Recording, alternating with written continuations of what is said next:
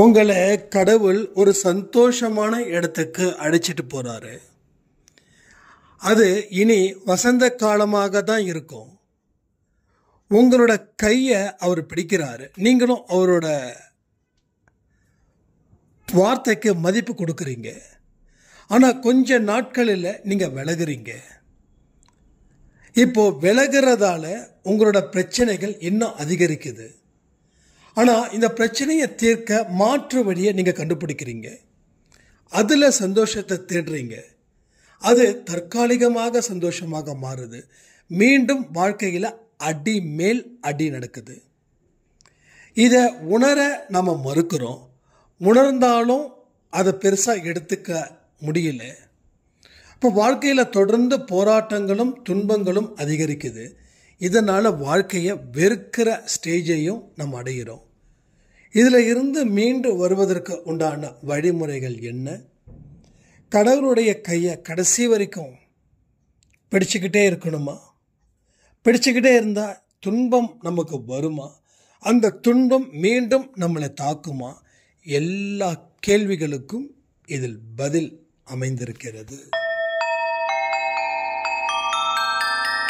ஓம் சாயிரா சாயிரா, ஓம் சாயிரா சாயிரா, ஓம் சாயிரா சாயிரா, அன்பே சாயிரா, பேரன்பே சாயிரா, அகிலம் தளிக்க ஆத்மா விழிக்க அனுதினம் சாயிரா, எங்கள் அன்பே சாயிரா.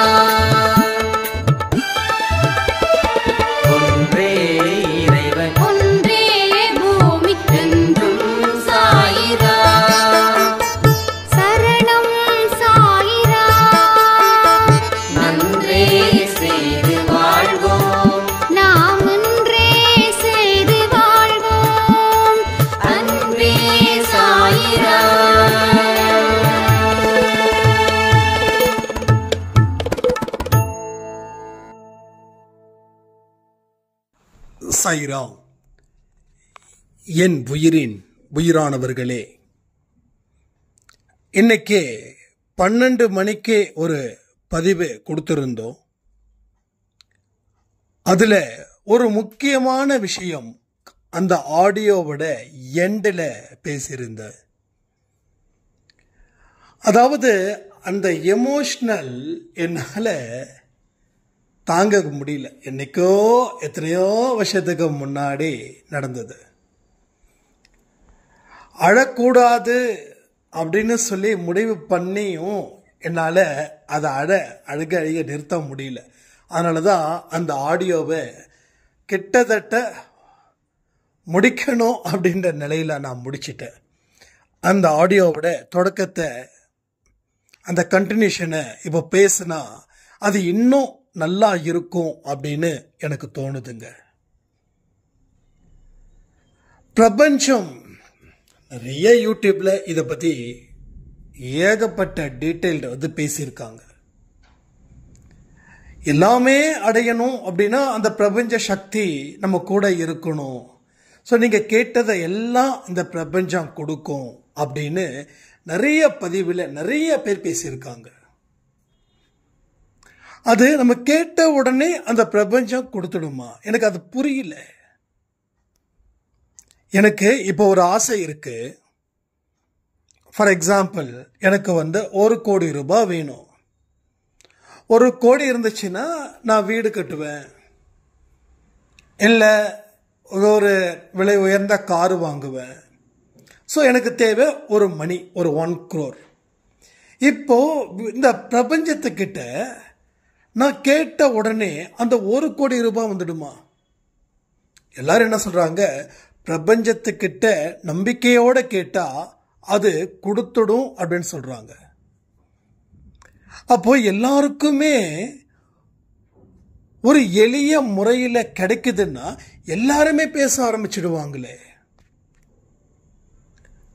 அப்போ யாருமே இதுவரைக்கும் கேட்கலையா பிரபஞ்சத்துக்கிட்ட? சரி, இதை பற்றி பேசுகிறாங்களே, அவங்க இந்த பிரபஞ்சத்துக்கிட்ட கேட்டு இருக்க மாட்டாங்களா? ஒன்னே ஒன்று மட்டும் புரிஞ்சுக்கணும், கடவுளுடைய அருள் இருந்தால் மட்டும்தான் அது நடக்கும். முதல் பாயிண்ட். ரெண்டாவது, கடவுளுடைய அருள் இருந்தால் மட்டும் பத்தாது, நம்மளுடைய எண்ணங்கள் உயர்ந்த நிலையில் இருக்கணும். நம்ம எண்ணங்கள்ல கொஞ்சம் கூட அழுக்கு இல்லாம இருக்கணும், பொறாமை இல்லாம இருக்கணும், ஒரு அசிங்கமான மோசமான எண்ணங்கள் இல்லாம இருக்கணும். இது எல்லாமே இருந்தாதான் நீங்க பிரபஞ்சத்துக்கிட்ட பேச முடியும். ஒரு மனுஷன் கஷ்டப்படுறான் அப்படின்னா நீங்க அவனுக்கு ஓடோடி போய் உதவிகள் செய்யணும். அட்லீஸ்ட் ஒரு வார்த்தைகள் மூலமாகவோ இல்லை ஒரு பொருள் மூலமாகவோ. விருப்பு வெறுப்பு இல்லாத ஒரு வாழ்க்கையை வாழணும். யாரையும் வெறுக்கக்கூடாது, யாரையும் எந்த நொடியும் வெறுக்கவே கூடாது. இது எல்லாத்தையும் தயார் பண்ணா பிரபஞ்சம் நீங்க கேட்டதை கொடுத்துடும். இதை எதுவுமே தயார் பண்ணாம பிரபஞ்சத்துக்கிட்ட பேசினா கிடைச்சிடும் அது இதுன்னு சொல்லி இங்க நிறைய பேர் உருட்டிக்கிட்டே இருக்காங்க. ஏன்னா இத இன்னைக்கு அந்த பதிவில் கொடுத்ததுக்கு அப்புறம் அப்ப பிரபஞ்சத்துக்கிட்ட பேசினா கிடைச்சிடுமா? நிறைய பேர் இப்படி சொல்றாங்க. இதுக்கு ஒரு சென்டர் மாதிரி வச்சு நடத்துறாங்களா? 10 நாளில் அடைவது எப்படி? நீங்கள் நினைத்த ஒன்று 10 நாளில் அடைவது எப்படி? பிரபஞ்சத்துக்கிட்ட பேசுவது எப்படி? இந்த பயிற்சியில் கலந்து கொள்ளுங்கள். எனக்கு இந்த பயிற்சியில் கலந்துக்கலாமா வேண்டாமா அப்படின்னு ஒரு சாய்ராம் கேட்டாங்க. அதாவது இன்னைக்கு அந்த 12 மணிக்கு கொடுத்த பதிவை பேஸ் பண்ணி கேட்டாங்க. நான் என்ன நினைச்சேன்னா, அந்த 12 மணியில் கொடுத்த பதிவில் நான் முழுசா பேச வரல, நான் அழுதுட்டேன். அதனால சரி இதை பற்றி முடிச்சுக்கலாம், 30 மினிட்ஸ் ஆயிடுச்சு, நான் கொஞ்சம் நார்மல் ஆகிறதுக்கே ஒரு ½ அன் ஹவர் ஆகும், டைம் வேற இல்லை பப்ளிஷ் பண்ணுறதுக்குன்னு, சரி நைட்டு கொடுக்கலாம், இல்லை இன்னொரு நாள் கொடுக்கலாம் அப்படின்னு. இப்போ இந்த பிரபஞ்சத்தை பற்றி நம்ம சொன்ன உடனே இங்கே நிறைய பேர் பேச ஆரம்பிச்சிட்டாங்க. அப்போ பிரபஞ்சம் நடத்தி கொடுக்கலன்னு சொல்லலை. இப்போ என்னால் அது ஹெல்ப் பண்ண முடியல அப்படின்னு நான் துடிக்கும் போது அந்த பொண்ணுக்கிட்ட நான் இந்த வார்த்தைகள் பேசும்போது அந்த வார்த்தைகளை பிரபஞ்சம் கேட்டது. ஸோ நான் எனக்காக என்னுடைய உதவிக்காக நான் கேட்கல. அப்போ அந்த சின்ன பொண்ணு அந்த அந்த புக்கு வாங்க முடியாம கஷ்டப்படுற நான், அந்த பொண்ணும் வித்துட்டா போதுன்னு நினைக்குது. அப்போ என்னால் என்ன பண்றதுன்னு தெரியல. அப்போ நான் எனக்கு அந்த பிரபஞ்சம் அப்பெல்லாம் தெரியாது, நான் பெருசாலாம் ஒன்றும் அதெல்லாம் நான் இது தெரியாது, பிரபஞ்சம்னா அந்த டைம்ல என்னன்னு தெரியாது. அந்த பொண்ணுக்கு ஹெல்ப் பண்ணணும் அப்படின்னு நான் நினைச்சேன். அது பிரபஞ்சத்துக்கிட்ட கனெக்ட் ஆகி அந்த பிரபஞ்சம் நேரா ஒரு மூலமாக அது தன்னுடைய கடமையை செஞ்சுட்டு போகுது, அவ்வளவுதான். அப்போ இந்த விஷயத்தை நம்மளால செய்ய முடியுமா அப்படின்னா எஸ், செய்ய முடியும். அடுத்தவங்க மீது இரக்கமும் அன்பும் நேச்சுரலா வரணும். ஒருத்தவங்களுக்கு பொருளால நம்ம உதவி செய்ய முடியலன்னா வார்த்தைகள் மூலமா சொல்லக்கூடிய விஷயத்துக்கு பவர் இங்க இருக்குது. உங்களுக்கு அது பெனிஃபிட் இல்லாம இருக்கலாம், ஆனா மற்றவங்களுக்கு பெனிஃபிட் ஆகும்.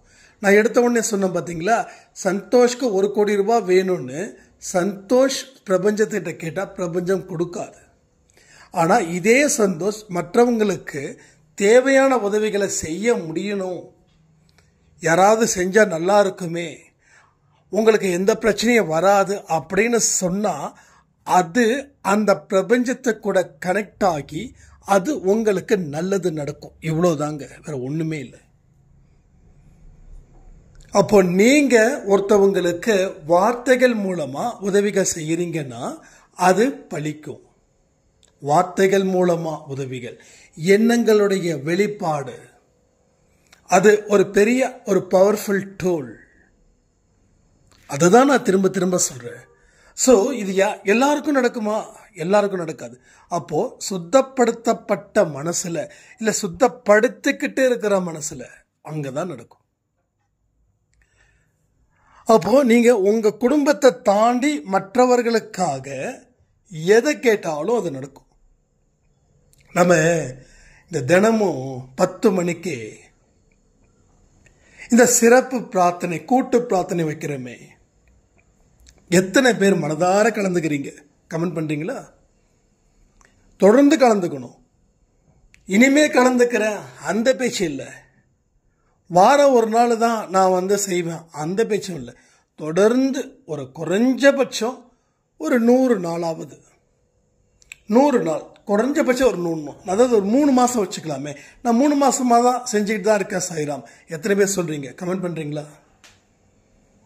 இப்போ உங்களுடைய பிரச்சனைகளை தீர்ப்பதற்காக பிரார்த்தனை இல்லை. நீங்கள் பிறருக்கு, முகம் தெரியாத ஒரு நபருக்கு ப்ரே பண்ணும்போது உங்களுடைய அந்த பிரபஞ்ச சக்தி அது அவங்களுக்கு போய் சேருது. அப்போ அவங்க முகம் தெரியாத உங்களுக்கு பிரார்த்தனை பண்றாங்க இல்லையா, அந்த பிரார்த்தனை மூலமா நீங்களும் பலனடைகிறீங்க. இவ்வளவுதான். இப்ப என்னால அந்த பலன் அடைய முடியலன்னா நான் ஏன் பிரார்த்தனை பண்ணணும்? இந்த கேள்விகள் வருகிறவங்களுக்கு அவ்வளவு சீக்கிரம் கடவுள்கிட்ட இருந்து பச்சை சிக்னல், கிரீன் சிக்னல் கிடைக்காது. நான் ஒரு ப்ரே பண்ணுறேன்னா எனக்கு பலன் இல்லை அப்படின்னும் போது நான் ஏன் ப்ரே பண்ணணும்?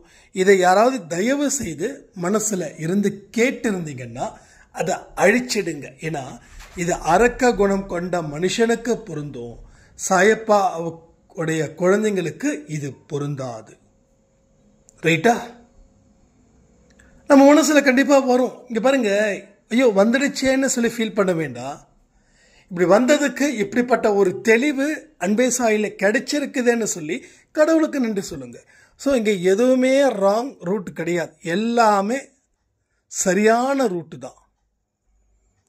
நான் இவ்வளோ நாள் இப்படி தப்பான பாதையில் போயிட்டேனேன்னு நினச்சி ஃபீல் பண்ணுறது பைத்தியக்காரத்தனம்.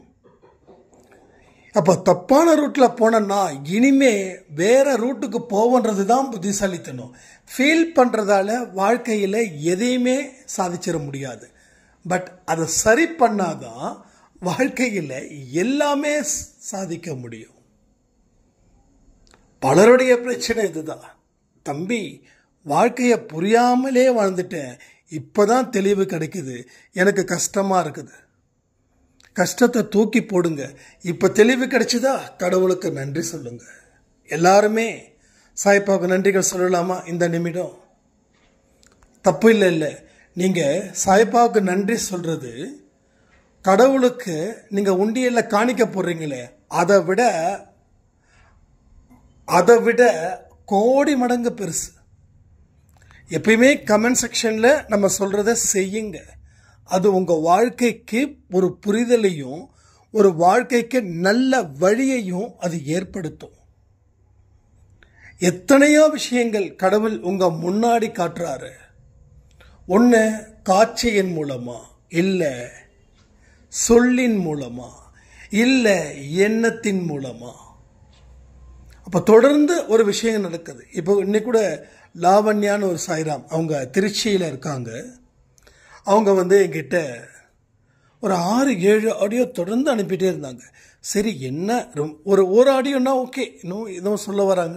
ஒரு 6-7 ஆடியோ, ஸோ ஏதாவது ரொம்ப இதாக இருக்குமா அப்படின்னு சொல்லி கால் பண்ணியிருந்தாங்க வாட்ஸ்அப் காலில். அப்போ நான் கேட்குறேன், அவங்க சொன்னக்கூடிய பதில் ரொம்ப மெய்சில் இருக்குது. சாய்ராம், உண்மையிலே சொல்கிறேன், கடவுள் நம்ம கூட இருக்கிறாரு, நமக்கு சரியான பாதையை காட்டிக்கிட்டு இருக்காரு. நாம தான் இவங்க சொல்றதெல்லாம் நம்ம கேட்கணுமான்னு நினைக்கிறோம். ஆனா கொஞ்சம் நம்ம அடக்கத்தோட இருந்துட்டோம், பணிவோட இருந்துட்டோம் அப்படின்னா யார் மூலமாக வேணும்னாலும் பேசுறாரு. நான் இப்ப நல்லா கவனிக்கிறேன், ஒரு விஷயத்தையும் நான் புரிஞ்சுக்கிறேன், அதை மனசுல பதிய வச்சுக்கிறேன். எதை விடணும் எதை விடக்கூடாதுன்ற அளவுல நான் புரிஞ்சுக்கிட்டேன். உண்மையிலேயே அன்பேசாய் குடும்பத்தை நான் ரொம்ப நேசிக்கிறேன். இந்த குடும்பம் எனக்கு கிடைச்சிருக்குதுன்னா கடவுள் எனக்கு ஏதோ ஒரு வழியை ஏற்படுத்தணும்னு நினைக்கிறாரு. நான் அதிகமாக பேசக்கூடாது, வெற்றி அடைஞ்சதுக்கு அப்புறமா நான் உங்ககிட்ட சொல்றேன் அப்படின்னாங்க. அப்போ கடவுள் இவங்க மூலமா தான் பேசணும் அப்படின்னு நினைக்கிறவங்க சிலர், அதாவது இவன் என்ன சின்ன பையன், ஸ்கூலில் நம்ம வீட்டுக்குள்ளே ஒரு சின்ன ஒரு வாண்டு இருக்கும், அது ஏதாவது ஒன்று சொல்லிட்டு போகும். அப்போது பெரியவங்களுக்கு என்ன தோணுன்னா, இவன் என்ன சின்ன பையன், என்னோட வயசு கூட இருக்காது, என்னோட அனுபவம் கூட இருக்காது, இவன் அப்படி பேசுகிறான் அப்படின்னு ஒதுக்கி வைக்கிறோம். ஒதுக்கி வைக்கிறது எதுன்னா நல்ல வார்த்தையை ஒதுக்கி வைக்கிறோம். யார் என்ன சொன்னா என்ன, சொல்லக்கூடிய விஷயம் மனசுல உரைக்குதா? இன்னைக்கு காலையில கூட 12 மணி பதிவில் கூட தானே சொன்னேன், மனசுல உரைக்குதா, மூளைக்கு உரைக்கிற மாதிரி சொல்லு. அப்போ சின்ன பையனா இருந்தா என்ன, பெரியவரா இருந்தா என்ன, இல்ல மிடில் ஏஜ்ல இருந்தா என்ன, ஏழையா இருந்தா என்ன, பணக்காரனா இருந்தா என்ன, அவன் என்ன சொல்லுறான், கடவுள் அவன் மூலமா உனக்கு புரிதலை கொடுக்கணும்னு ஏதோ அவசரப்பட்டு ஒரு செய்தியை சொல்றாரு. நீயோ இவன் என்ன சொல்றது நான் என்ன கேட்கறதுன்னு தேனாவிட்டா இருந்தா நீ கடைசி வரைக்கும் இப்படியே தான் இருப்ப. நிறைய பேரை நீங்க பார்க்கலாம், நம்ம சொந்த பந்தத்துல பேசிக்கிட்டே இருப்பாங்க, மற்றவங்க பேசுறதை கேட்கவே மாட்டாங்க. இவங்கெல்லாம் இப்படிப்பட்டவங்களா தான் இருப்பாங்க. என்னைக்கு நான் பேசுறத குறைச்சேனோ அன்னைக்கு வாழ்க்கையில ஜெயிச்சேன். என்னை பத்தி சொல்றேன். அப்போ நான் பேசுறத கம்மி பண்றேன்னா அடுத்தவங்க பேசுறத நான் கேட்கிறேன்னு அர்த்தம். இல்லைன்னா மௌனமா இருக்க, அமைதியா இருக்கேன்னு அர்த்தம். ஏதோ ஒரு விஷயத்த நான் தேடிக்கிட்டு இருக்கேன்னு அர்த்தம். இதுதான் நம்ம புரிஞ்சுக்கணும். புரிஞ்சுக்க வேண்டியதை தெளிவா புரிஞ்சுக்கணும், அரையும் குறையுமா புரிஞ்சுக்க கூடாது. அரையும் குறையுமா இங்க நிறைய புரிஞ்சுக்கணும். ஏதாவது முழுசா சொல்ல வந்ததை நிறைய பேர் கேட்க மாட்டோம். நமக்கு தேவையானது இருக்குதா, இல்லை, சரி வேண்டாம் விடு. ஆனா அடுத்த வரியில உங்களுக்கு தேவையானது இருக்கும். அப்ப எத்தனை நீங்க ஸ்கிப் பண்ணிருப்பீங்கன்னு யோசிச்சு பாருங்க. நான் அன்பே சாய் ஆடியோவையும் சேர்த்து தான் சொல்றேன். அப்ப நிறைய ஸ்கிப் பண்ணியிருப்போம், எக்கச்சக்கமா ஸ்கிப் பண்ணியிருப்போம். அப்ப நீங்க ஸ்கிப் பண்ணது ஆடியோவை மட்டும் இல்லை, வரிகளை மட்டும் இல்லை, வார்த்தைகளை மட்டும் இல்லை, ஈவன் உங்களுடைய லைஃபையும் நீங்க ஸ்கிப் பண்றீங்க. உங்க லைஃபையும் நீங்க ஸ்கிப் பண்றீங்க. நல்ல விஷயத்தை ஃபுல்லா எடுக்காம நமக்கு தேவையில்லாத விஷயத்தை கையில் எடுத்து நாம வாழ முயற்சி பண்ணி அதுல தோல்வி அடைந்து விரக்தியோட சுத்திக்கிட்டு இருக்கோம். இதுதான் இங்க நடக்குது. கடவுளுடைய மார்க்கம் மொத்தம் 3 மார்க்கம் சொல்லுவாங்க. ஒன்று பக்தி மார்க்கம், 2வது ஞான மார்க்கம், ஞான மார்க்கம், 3வது கர்ம யோகம். இதுல பக்தி இங்க எல்லாரும் செய்யறோம். ஆனா ஞானத்தை அடைகிறோமா, கர்ம யோகத்தை டச் பண்றோமா? எதுவுமே இல்லை. இதையும் ஏன் சொல்றேன்னா, நான் தொடர்ந்து சாமி கும்பிட்டுட்டு தானே இருக்கேன், எனக்கு ஏன் கடவுள் காப்பாத்தல? இன்னைக்கு ஒரு அம்மா கேட்டிருந்தாங்க. அப்போ நீங்க தொடர்ந்து சாமி கும்பிட்டுக்கிட்டே இருந்தா, தொடர்ந்து பூஜை பண்ணிக்கிட்டே இருந்தா வாழ்க்கையில் இருக்கக்கூடிய பிரச்சனைகள் சால்வ் ஆகுதுன்னு எந்த சாமி சொல்லுச்சுன்னு கொஞ்சம் அந்த சாமியை முன்னாடி காட்டுங்க. எல்லாமே தேவை. மொத்தம் 3 மார்க்கம் சொல்றேன், 3மே தேவை. ஆனா பக்தி மட்டும் பண்ணிட்டு மற்றதை கோட்டை விடக்கூடிய சாய்ராம் அந்த மக்கள் நிறைய இருக்காங்க. எல்லாமே அடிப்படை தேவை, எல்லாமே தேவை. ஒரு குழம்பு ஒன்றும் இல்லைங்க, அடிப்படையான விஷயத்தை தெரிஞ்சுக்கலாமே. ஒரு சாதம் சாப்பிட்றோம், வெறும் சாப்பாடை சாப்பிட முடியுமா? சாம்பார் ஊற்றுறோம். அந்த சாம்பார் அப்படின்றது என்ன? அந்த சாம்பாரில் என்னென்னலாம் போடுவாங்க? முதல்ல தோரம்பருப்பு, அடுத்தது உப்பு, அடுத்தது கருவேப்பிலை, கொத்தமல்லி, இது மாதிரி, அடுத்தது தக்காளி, அடுத்தது மிளகாத்தூள். இதெல்லாம் போட்டால் தானே சாம்பார். அப்போ உன் வாழ்க்கையில் பக்தி மட்டும் போதுமா? மீதி இருக்கிற 2 எங்க? அந்த 2 இல்லாம இருக்கும்போது தான் வாழ்க்கையில எதுவுமே இல்லை. 3மே இருக்கணும். அந்த 3மே நிறைவா இருக்கணும். உங்க மனசுக்கு ஒரு புரிதலையும் மனசுல ஒரு நம்பிக்கையையும் ஏற்படுத்துவதாக இருக்கணும். கர்மனா என்ன? செயல். உன்னோட கடமை, அவ்வளோதான். உன் கடமையை செய்யணும், ஞானத்தையும் வளர்த்துக்கணும். ஞானம்னா என்னது? அந்த செய்ய வேண்டிய வேலைக்கு உண்டான அறிவாக கூட வச்சுக்கலாம், இல்லை யோகா, தியானம், பிராணாயாமம் இதாக கூட வச்சுக்கலாம்.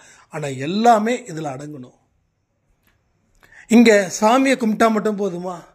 ஒரு ஆழ்ந்த தியான நிலையில் இருந்தால் தானே அந்த கடவுளை வணங்கக்கூட முடியும். இங்கே ஒரு சாய்ராம் சொன்னாங்க, அண்ணா எனக்கு எப்போ பார்த்தாலும் ஆரத்தி எடுக்கும்போது என்னால் ஒரு 100% என்ட்ரியே ஆக முடியல.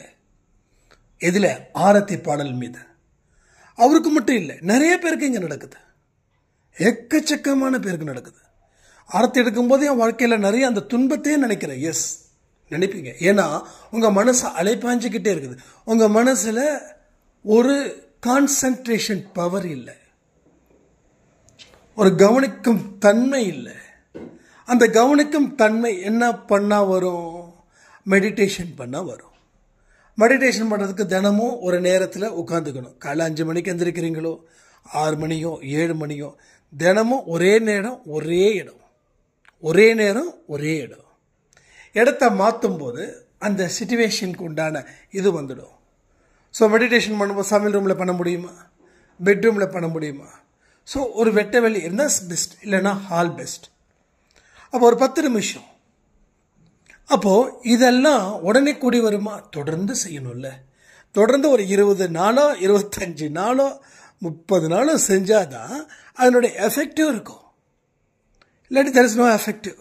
ஜஸ்ட் லைக் தட் நீங்கள் உட்காடுறீங்க அப்படின்றீங்க, அதுக்கப்புறம் ஆரத்தி எடுக்கிறீங்க. என்ன இவர் மெடிடேஷன் பண்ண சொன்னார், மெடிடேஷன் பண்ணால் ஃபுல் ஃபோக்கஸ் ஆரத்தி மேலே எடுக்கலான்னு சொன்னார். ஆனால் இப்போ அதே மாதிரி தானே வருதுன்னா, அப்போ நீங்கள் மெடிடேஷன் பண்ணுறதுல கூட உங்களுக்கு சோம்பேறித்தனம் நிறைஞ்சிருக்குதுன்னு தான் அர்த்தமாகுது. ஸோ நிறைஞ்சிருக்குது. எது நிறைஞ்சிருக்குதோ இல்லையோ, சோம்பேறித்தனமும் சோக கீதங்களும் ஒவ்வொரு மனுஷனுடைய மனசுக்குள்ள ஆழமாக இருக்குது. சோகம் ஜாஸ்தியான சோம்பேறித்தனம் வந்துடுது.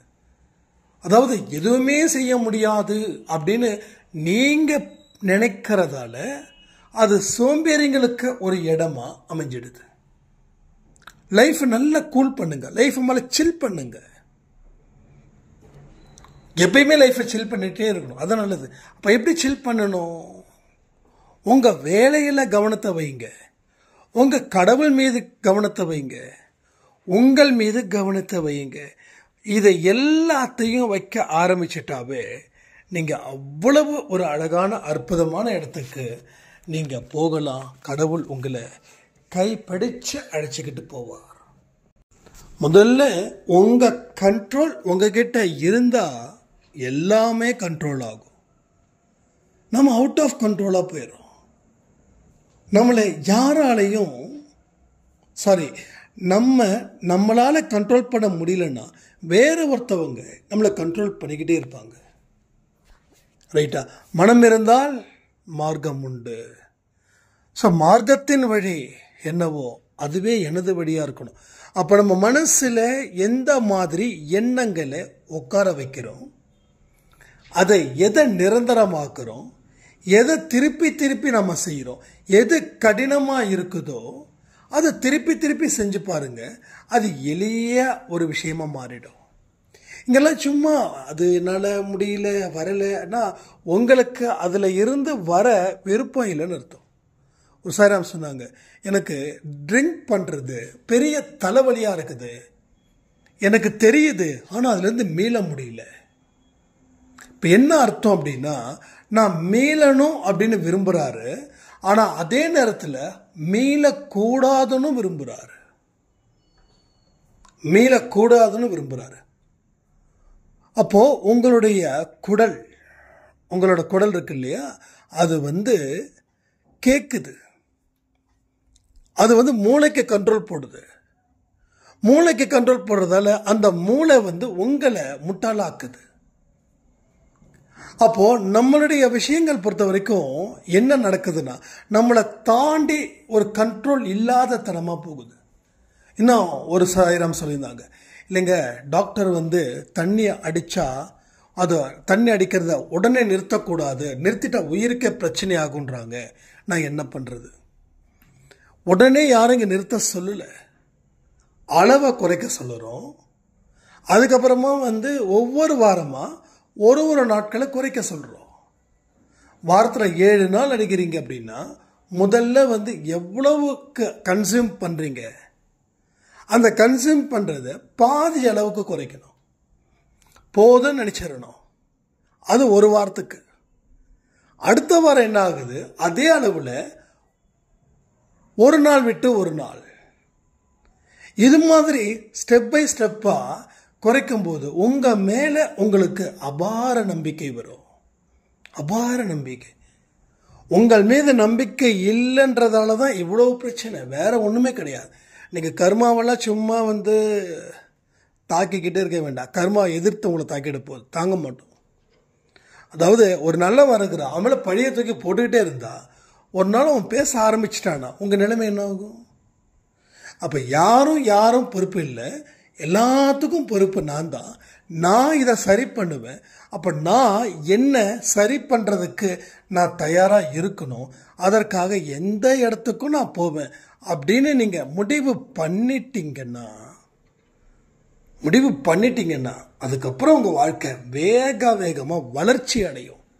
இப்போ என்ன ஆகுது, வாழ்க்கை வீழ்ச்சியாக போகுது, கீழே இறங்குது. கீழே இறங்கக்கூடாது, கீழே இருந்து மேலே ராக்கெட் வேகத்தில் போகணும், வேகமாக போகணும், கம்பீரமாக போகணும். எங்கே இருந்தால் உங்களை மக்கள் பார்த்து ஆச்சரியப்படுவாங்க? காலடி இல்லையா? இல்லை, மேலே. நீங்கள் மேலே உயர பறக்கணும்.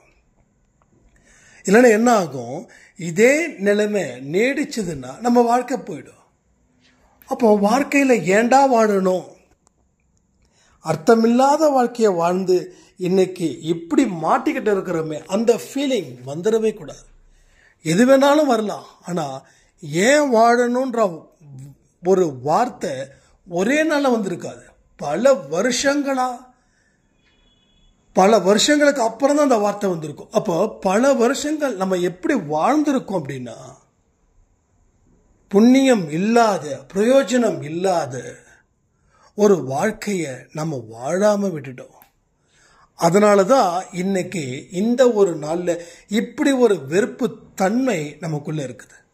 இதை எல்லாத்தையும் சரி பண்ண முடியுமான்னு கேட்டால், நீங்கள் முயற்சி செய்தால் கடவுள் உங்களுக்கு துணை இருப்பார். நீங்கள் முயற்சி செய்யலை அப்படின்னா கடவுளோட துணை பகல் கனவாக போயிடும். அவர் இருக்கிறாருன்னு நீங்கள் நினைக்கிறீங்க, ஆனால் நிஜமாக அவர் இருக்காரான்னு பார்த்தா இல்லை.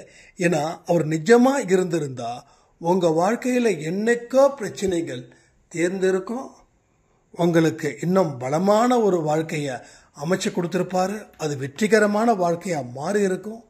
உங்களுடைய கவலைகள், கண்ணீர் அத்தனையும் தொடஞ்சிருக்கும். நீங்கள் எதை நினச்சி ஏங்குறீங்களோ, எதை நினச்சி கேட்டீங்களோ அதை நீங்கள் உடனுக்குடனே பெற்றுக்கொள்வீர்கள். இவ்வளவு விஷயங்களும் உங்கள் வாழ்க்கையில் நடந்திருக்கும் தானே. ஸோ நடக்காத விஷயத்தை பற்றி நம்ம பேசலை, நடக்கிற விஷயத்தை பற்றி தான் பேசுகிறோம். எல்லாமே உங்கள் கண்ட்ரோல்குள்ளே இருக்குது. அதை நீங்கள் எப்போ உணர்றீங்களோ அன்னைக்கு வாழ்க்கையில் கொஞ்சம் கொஞ்சமாக வசந்த காலங்கள் வந்துக்கிட்டே இருக்கும். நல்லா யோசிச்சு பாருங்க. இலையுதிர் காலத்தில் தான் இருக்கணுமா, பாலைவனத்தில் தான் இருக்கணுமா? அதுதான் நமக்கு சேஃபான இடமா என்ன? இங்கே இருக்கக்கூடிய அழுகை, இங்கே இருக்கக்கூடிய ஒரு மாதிரி துன்பம், இது தேவையா? பட் இதை தாண்டி ஒரு வாழ்க்கை இருக்கு. அந்த வாழ்க்கையை வாழ்வதற்கு நாம் தயாராக இருந்தால் எவ்வளவு ஒரு வாழ்க்கை, எவ்வளவு அற்புதமான ஒரு வாழ்க்கை உங்களுக்கு கிடைச்சிருக்கும் தெரியுமா? அதை எல்லாத்தையும் நீங்களா தள்ளி வச்சுக்கிட்டே இருக்கீங்க. எப்படி தள்ளி வைக்கிறீங்கன்னா, எனக்கு இந்த வாழ்க்கை வேண்டாம் சாயப்பா. எந்த வாழ்க்கை? வசந்த கால வாழ்க்கையை வேண்டான்னு சொல்லி நம்ம தள்ளி வைக்கிறோம். சரிங்க, இந்த வாழ்க்கை வேண்டான்னு என்ன பண்ணுறீங்கன்னா, தொடர்ந்து புலம்பல்களும் அழுகைகளும், தொடர்ந்து ஒதுங்கியே நிற்கிறோம். எந்த முயற்சியும் பண்ணலை, எதுவும் பண்ணலை. ஒரு 6 மாதத்துக்கு முன்னாடி ஒரு சாய்ராமுக்கு என்ன பிரச்சனை இருக்கோ அதே பிரச்சனை இப்பயும் இருக்குது. அப்போது நீங்கள் எந்த முயற்சியும் எடுக்கலை. சீரியஸாக எந்த முயற்சியும் எடுக்கலை.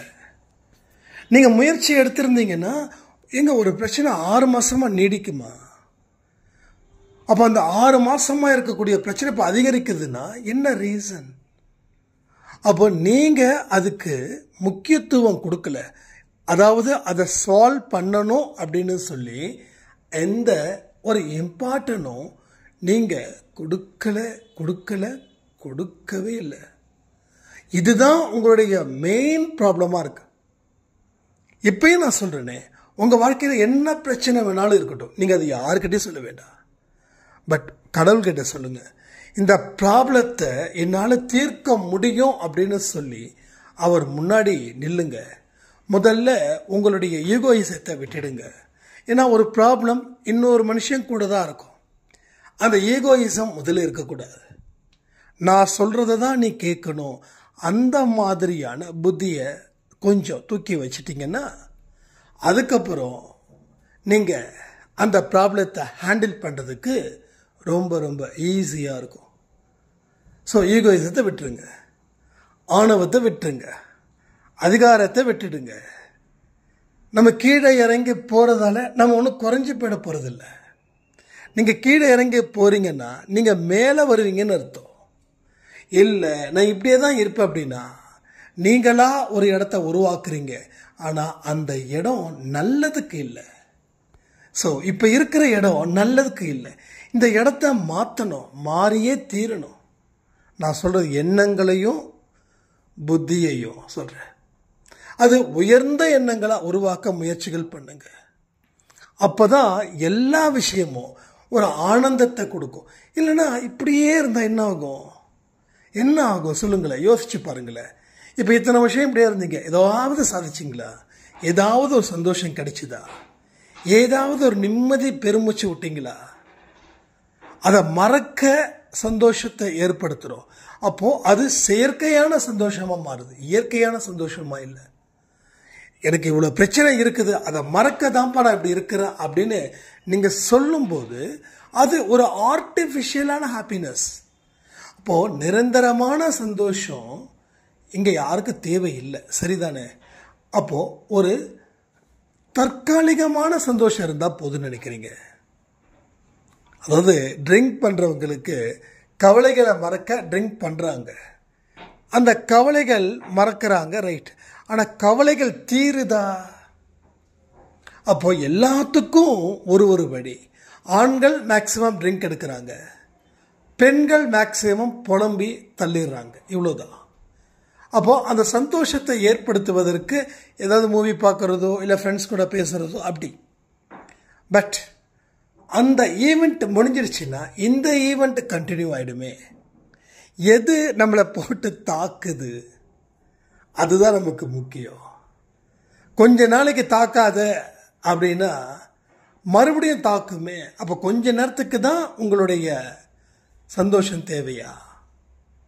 முழுமையான சந்தோஷம் எனக்கு வேணும், அதற்கு நான் முயற்சிகள் எடுப்பேன் அப்படின்னு நீங்கள் ரொம்ப கிளியராக சொல்லுங்கள் சாயப்பா கிட்ட.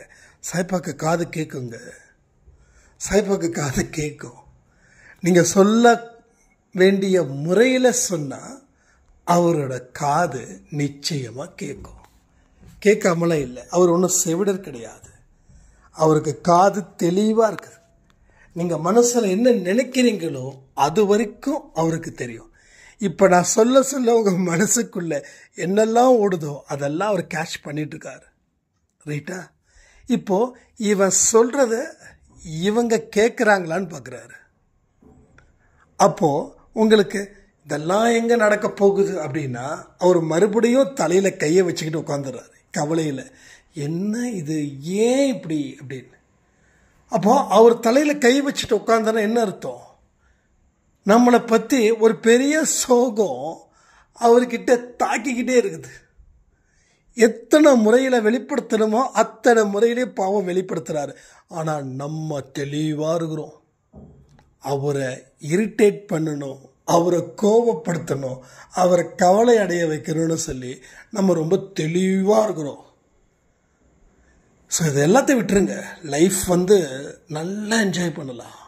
நல்ல வழியில் என்ஜாய் பண்ணக்கூடிய அந்த சுகம் இருக்குது. அந்த சுகத்தை அனுபவிச்சவங்களுக்கு தான் தெரியும் அது எப்பேற்பட்ட சுகம் அப்படின்னு. என்கிட்ட ஒரு சாய்ராம் ஒரு 3-4 மாதத்துக்கு முன்னாடி கேட்டிருந்தாங்க. என்னை பற்றி உங்களுக்கு நல்லா தெரியும்.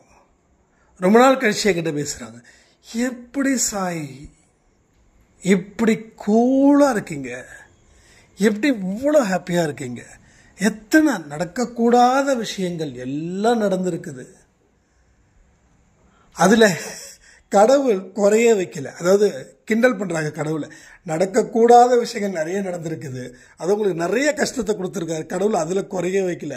ஆனால் அவர் ஏதோ நல்லது செய்கிற மாதிரியே நீங்கள் அமைதியாக நீங்கள் பாட்டுக்கு உங்கள் வேலையை செய்கிறீங்க அப்படின்னு சொல்லும்போதுதான் எனக்குள்ள சிரிப்பு வந்துருச்சு. என்ன அப்படின்னா,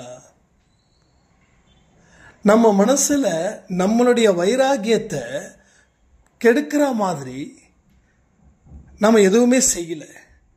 அப்போ நம்ம பார்க்கறது பேசுறது எல்லாம் நமக்கு பிரச்சனை. ஆனாலும் கடவுள் நம்மளை என்ன பண்ணுறாருன்னா, உன்னுடைய வைராக்கியம், உன்னோட லட்சியம், உன்னோட பாதை என்னவோ அதை அவர் நம்மக்கிட்ட மறைக்கல. ஏன்னா நாம் என்றைக்குமே தெளிவான மனநிலையில் இருக்கோம். எது நடந்தாலும் ஆமாம் நடந்துட்டு போகுது, வாழ்க்கையில் ஒரு பகுதி எஸ் போயிடுச்சுன்னா போ. அப்போ ஒரு பகுதி போயிடுச்சுன்னா இன்னொரு பகுதி சேரதானே போகுது. அப்போது நமக்கு என்ன சேர்ந்துருக்குது, ஒரு வியாபாரம் சேர்ந்துருக்குது, அடுத்தது சாயப்பா சேர்ந்துருக்காரு. இதை தாண்டி நமக்கு என்ன கஷ்டம், என்ன கவலை, என்ன கண்ணீர். ஸோ அந்த மாதிரியான ஒரு மன ரீதியான ஒரு மாற்றம். ஸோ அப்போ நான் சொன்னேன் தெரியுங்களா, கடவுள் வழியில் போகும்போது அந்த சந்தோஷம் அவ்வளோ சுகமாக இருக்கும். அவ்வளோ சுகம், அவ்வளோ சுகம் மற்றவங்களுக்கு எப்படின்னு கேட்குற அளவில் இருக்குதுன்னா, அப்போ எனக்கு 1% கூட நான் ஃபீல் பண்ணல எனக்கு இவ்வளோ பெரிய சுகம் இருக்கேன்னு. அப்போ இவ்வளோ பெரிய சந்தோஷமும், இவ்வளோ பெரிய ஹாப்பினஸ், இவ்வளோ பெரிய சுகம், என்ன சொல்ல சுகம், அது நல்லா இருக்குங்க. ஒரு நல்ல ஒரு வெயிலான பிளேஸில் திடீர்னு அந்த டைமில் கிளைமேட் சேஞ்ச் ஆகி நல்ல காற்று நல்ல மழை வந்தால் எப்படி இருக்குமோ அந்த ஃபீலிங்ஸ் இங்கே இருக்குதுங்க. ஸோ கடவுளை என்றைக்குமே குறைச்சி மதிப்பிடாதீங்க. அவருடைய வழியில் போகும்போது ஆரம்பம் என்னமோ கஷ்டமாக இருக்கும், ஆனால் முடிவு சுகம் சுகம் சுகம் சொல்லி இந்த பதிவை நான் முடிக்கிறேன். ஜெய் சாய்ராம். ஓம் சாயிராம். ஓம் சாயிராம்.